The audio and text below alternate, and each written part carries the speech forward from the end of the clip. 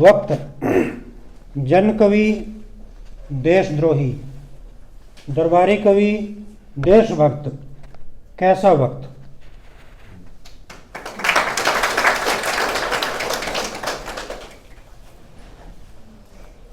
राजशाही, सज धज बैठी राजशाही, नाम रख लिया लोकशाही। सज धज बैठी राजशाही, नाम रख लिया लोकशाही। हाल, प्रजा बेहाल, राजा खुशहाल, देश का हाल। जय जवान जय किसान, सुनते सुनते रोया शमशान। राजा की परछाई, सपने में देख प्रजा घबराई।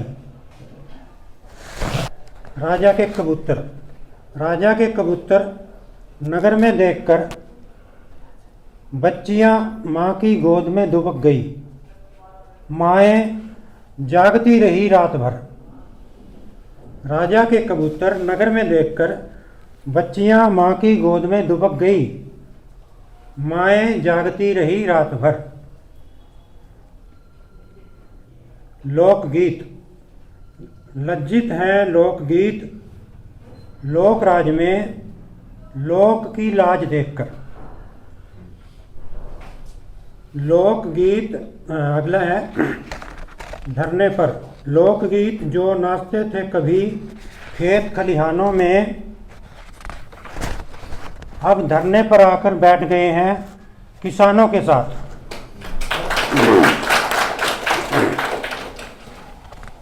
लोकगीत आजकल भरे बैठे हैं, पता नहीं क्या कर डालें।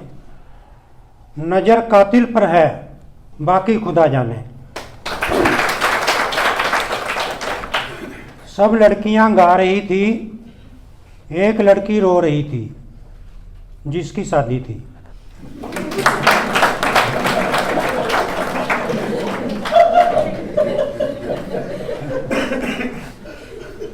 माँ बाप गांव में, बेटे गए शहर में। टूट गया घर, घर कहाँ जाए।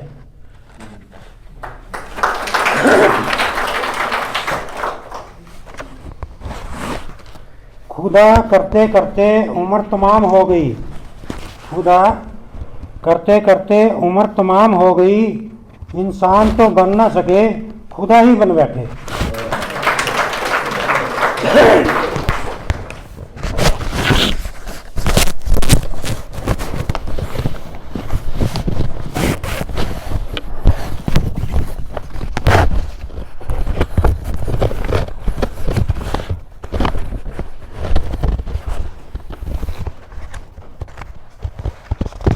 ये जो कविताएं हैं, इसमें इसी प्रकार से चीज़ों के प्रति एक विद्रोह है, और जो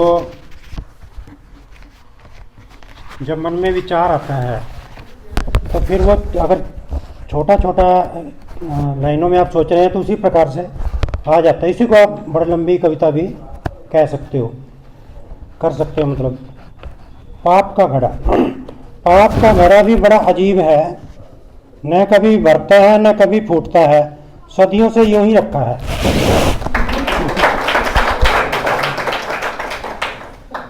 भगवान जब भी देता है छप्पर फाड़ कर देता है, जिनके छप्पर ही नहीं उनकी चमड़ी भी उधेड़ देता है।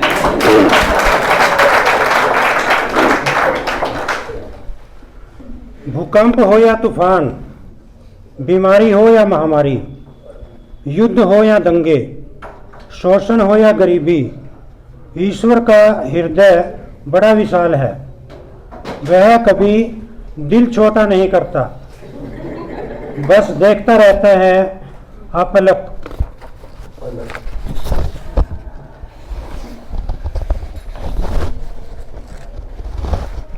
अच्छा ही करता है। सारा देश लाशों से पट गया है। भक्तजन कहते हैं परमात्मा जो करता है अच्छा ही करता है। वे यह भी कहते हैं कि उसकी आज्ञा के बिना एक पत्ता भी नहीं हिलता। प्रभु जी, वे आप पर आरोप लगा रहे हैं या आपकी हंसी उड़ा रहे हैं?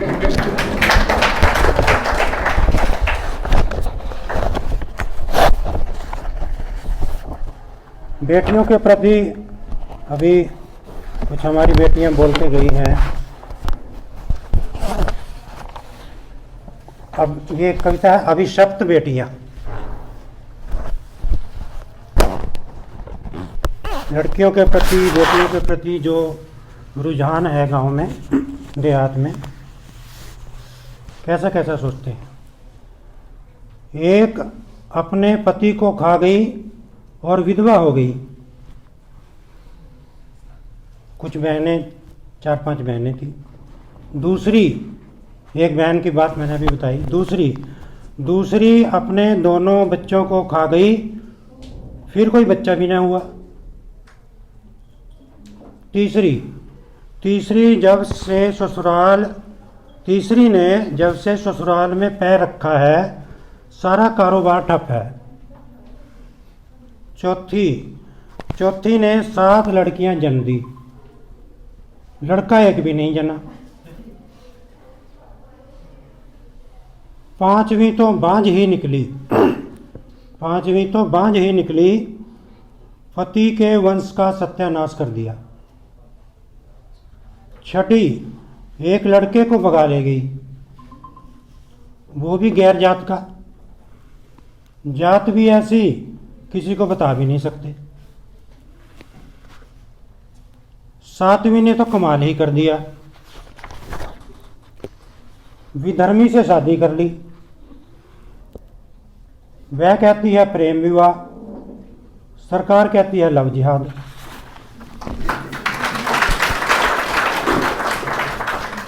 ये सारा दोष बेटियों पर।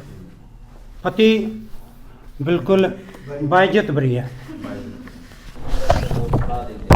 अच्छा, बात तो कविताओं की है, बाकी तो बातें। हाँ चलो। दादी माँ, वे कहते हैं दादी माँ को दिखाई नहीं देता, पर घर में अंदर बाहर जाते हुए हर कोई दादी माँ की नज़र बचाकर ही निकलता है।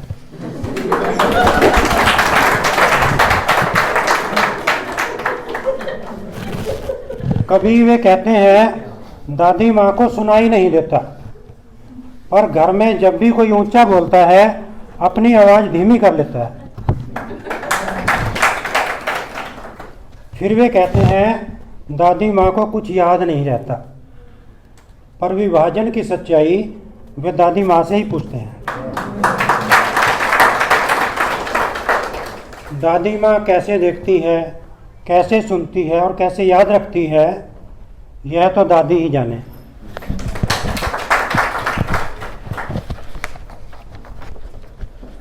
अभी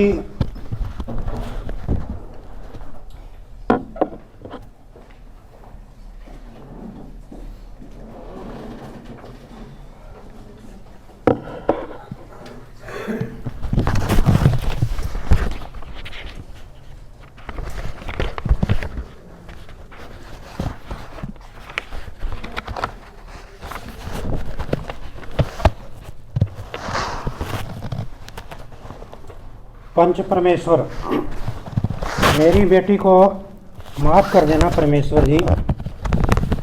दरअसल वह नहीं समझ पा रही कि प्रेम करने से पहले जाति कैसे पूछे, गोत्र कहाँ से पता करे। प्रेम की यह अनोखी विधि उसकी समझ से बाहर है। वह नहीं जानती कि कुछ जातियाँ बड़ी होती हैं, कुछ छोटी होती हैं और कुछ अछूत होती हैं। उसे नहीं पता कि प्रेम माँ बाप की मर्जी से हो सकता है, अपनी मर्जी से नहीं हो सकता। प्रेम केवल अपनी जाति में हो सकता है, पर अपने गोत्र में नहीं हो सकता। न छोटी जाति में हो सकता है, दलित जाति में तो बिल्कुल नहीं। वह नहीं जानती कि प्रेम से गांव की नाक कट जाती है। गांव कहीं मुंह दिखाने लायक नहीं रहता, लेकिन प्रेम को फांसी पर लटकाने से गांव की नाक बच जाती है और सिर ऊंचा हो जाता है। परमेश्वर जी, ये पंच को ही कहा गया है, परमेश्वर जी उसे तुम्हारे हुक्के से निकली जात गोत प्रेम और विवाह की गुड़गुड़िया परिभाषाएं समझ नहीं आती। वह नहीं जानती कि हुक्का सुप्रीम कोर्ट का जज होता है और उसका फैसला अंतिम होता है। उसे नहीं पता कि पंच परमेश्वर होता है और परमेश्वर कुछ भी कर सकता है। उसे तुम्हारी मूछों और पगड़ी के साम्राज्य की जरा भी परवाह नहीं। न ही वह तुम्हारी लाठी की ताकत से डरती है। वह तो तुम्हारी लाठी तोड़ देने की बात करती है और हुक्का फोड़ देने की बात करती है। परमेश्वर का तो उसे पता ही नहीं कि क्या होता है। मेरी बेटी तो मेरे खिलाफ चली गई। परमेश्वर जी, देखना कहीं तुम्हारी बेटी भी तुम्हारे खिलाफ न चली जाए।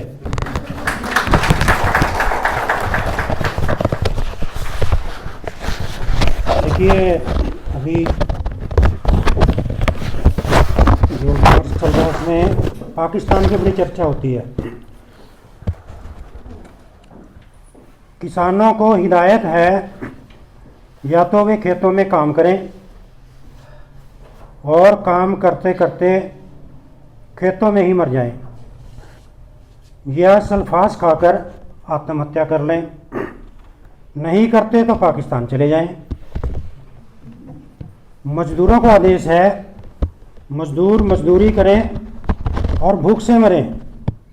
नहीं मर सकते तो पाकिस्तान चले जाएं। दलितों को फरमान है वे गटर साफ करें और उसी में मरें। कचरा उठाएं और उसे ही खाएं। नहीं खा सकते तो पाकिस्तान चले जाएं। बुद्धिजीवियों को सख्त निर्देश है कि वे किसी संघर्ष में शामिल न हों। घर में बैठकर दूरदर्शन देखें। नहीं देख सकते तो पाकिस्तान चले जाएं। मजदूर, किसान, दलित, अल्पसंख्यक और प्रदर्शनकारियों को यह अंतिम चेतावनी है। वे या तो अपना मुंह बंद रखें और अपनी औकात में रहें। नहीं रह सकते तो पाकिस्तान चले जाएं।